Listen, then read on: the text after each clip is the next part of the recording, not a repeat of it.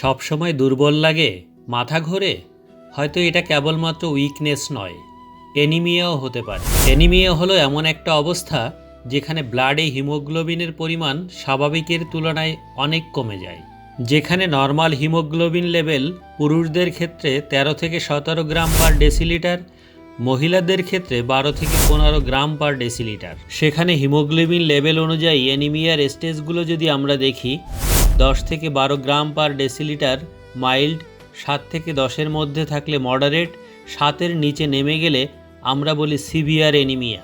আর এই অ্যানিমিয়ার most common cause হলো আয়রন ডেফিসিয়েন্সি, ভিটামিন B12 কিংবা ফলিক অ্যাসিডের অভাব, দীর্ঘদিন ধরে চলে থাকা রক্তক্ষরণ, দীর্ঘস্থায়ী রোগ, গর্ভাবস্থা কিংবা অপুষ্টি কিংবা ইত্যাদি ইত্যাদি।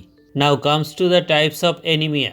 First is iron deficiency anaemia, যেটা মোস্ট কমন অ্যানিমিয়া, যেটা আয়রনের ঘাটতির ফলে দেখা দেয়। Secondly, vitamin deficiency anaemia, vitamin B12 কিংবা ফলিক অ্যাসিডের অভাবে এটা দেখা দেয়। থার্ডলি, অ্যাপ্লাস্টিক অ্যানিমিয়া, যেখানে বোন মেরু ঠিকমতো রক্ত তৈরি করতে পারে না। হিমোলাইটিক অ্যানিমিয়া, যেখানে আরবিসি অতি দ্রুত ভেঙে যায়। সিকেল সেল, এটি একটি বংশবাহিত রোগ। থ্যালাসেমিয়া, এটাও একটা জেনেটিক প্রবলেম, যেখানে শরীর সঠিকভাবে হিমোগ্লোবিন তৈরি করতে ব্যর্থ হয়। অ্যানিমিয়া অফ ক্রনিক ডিজিজ, যেখানে অ্যানিমিয়া দেখা দেয় দীর্ঘস্থায়ী কোনো রোগের কারণে, যেমন কিডনি ডিজিজ, কোনো ইনফেকশন অর ইটিসি। পার্নিশাস অ্যানিমিয়া, এখানে ভিটামিন B12 ঠিকমতো শোষণ হয় না, যার ফলে ত্বক ফ্যাকাশে অর্থাৎ জন্ডিসের মতো ভাব হয়ে যাওয়া সহ অতিরিক্ত ক্লান্তি বা দুর্বলতা লাগা।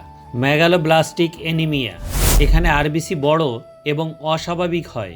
নর্মোসাইটিক অ্যানিমিয়া, যেখানে আরবিসির সাইজ স্বাভাবিক কিন্তু সংখ্যায় খুব কম। মাইক্রোসাইটিক অ্যানিমিয়াতে আরবিসি ছোট এবং ম্যাক্রোসাইটে আরবিসি বড় হয়ে যায়। তাহলে অ্যানিমিয়ার জন্য কি কি সিমটম দেখতে পাবো? হিমোগ্লোবিন রক্তের মাধ্যমে আমাদের শরীরে অক্সিজেন বহন করে। যখন হিমোগ্লোবিন কমে যায়, আমাদের শরীরে বিভিন্ন অঙ্গ প্রত্যঙ্গ সঠিক পরিমাণে অক্সিজেন পায় না। তখন ক্লান্তি, দুর্বলতা, মাথা ঘোরা, শ্বাসকষ্ট, ত্বক ফ্যাকাশে হয়ে যাওয়া, হার্ট রেট বেড়ে যাওয়া, হাত পা ঠান্ডা হয়ে যাওয়ার মতো সিমটমগুলো দেখা যায়।